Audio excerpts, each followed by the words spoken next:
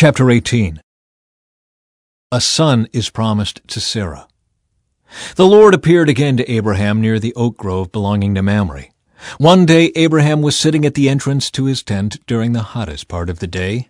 He looked up and noticed 3 men standing nearby. When he saw them, he ran to meet them and welcomed them, bowing low to the ground. "My Lord," he said, "if it pleases you, stop here for a while. Rest in the shade of this tree while water is brought to wash your feet. And since you've honored your servant with this visit, let me prepare some food to refresh you before you continue on your journey."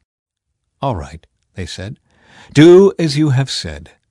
So Abraham ran back to the tent and said to Sarah, "Hurry, get 3 large measures of your best flour, knead it into dough, and bake some bread." Then Abraham ran out to the herd and chose a tender calf and gave it to his servant, who quickly prepared it. When the food was ready, Abraham took some yogurt and milk and the roasted meat, and he served it to the men. As they ate, Abraham waited on them in the shade of the trees. "Where is Sarah, your wife?" the visitors asked. "She's inside the tent," Abraham replied. Then one of them said, "I will return to you about this time next year, and your wife Sarah will have a son." Sarah was listening to this conversation from the tent. Abraham and Sarah were both very old by this time, and Sarah was long past the age of having children. So she laughed silently to herself and said, "How could a worn-out woman like me enjoy such pleasure, especially when my master, my husband, is also so old?" Then the Lord said to Abraham, "Why did Sarah laugh? Why did she say, 'Can an old woman like me have a baby?'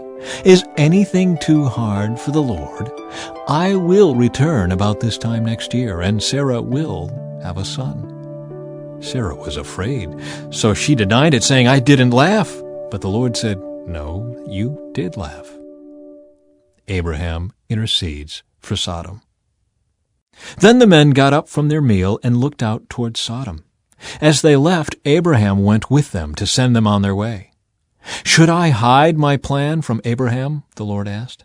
"For Abraham will certainly become a great and mighty nation, and all the nations of the earth will be blessed through him. I have singled him out so that he will direct his sons and their families to keep the way of the Lord by doing what is right and just. Then I will do for Abraham all that I have promised."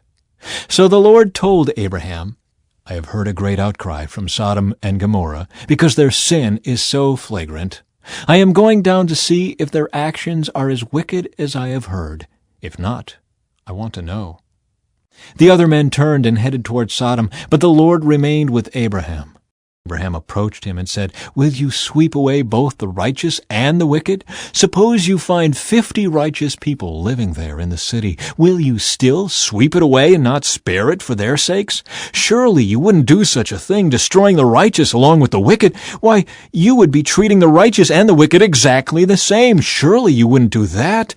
Should not the judge of all the earth do what is right?" And the Lord replied, "If I find 50 righteous people in Sodom, I will spare the entire city for their sake."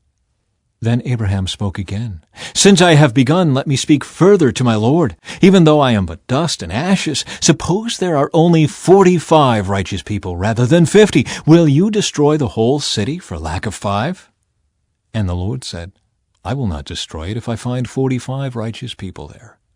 Then Abraham pressed his request further, "Suppose there are only 40. And the Lord replied, "I will not destroy it for the sake of the 40. "Please don't be angry, my Lord," Abraham pleaded. "Let me speak. Suppose only 30 righteous people are found." And the Lord replied, "I will not destroy it if I find 30. Then Abraham said, "Since I have dared to speak to the Lord, let me continue. Suppose there are only 20. And the Lord replied, "Then I will not destroy it for the sake of the 20. Finally, Abraham said, "Lord, please don't be angry with me if I speak one more time. Suppose only 10 are found there."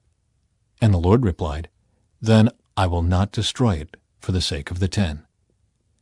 When the Lord had finished his conversation with Abraham, he went on his way, and Abraham returned to his tent.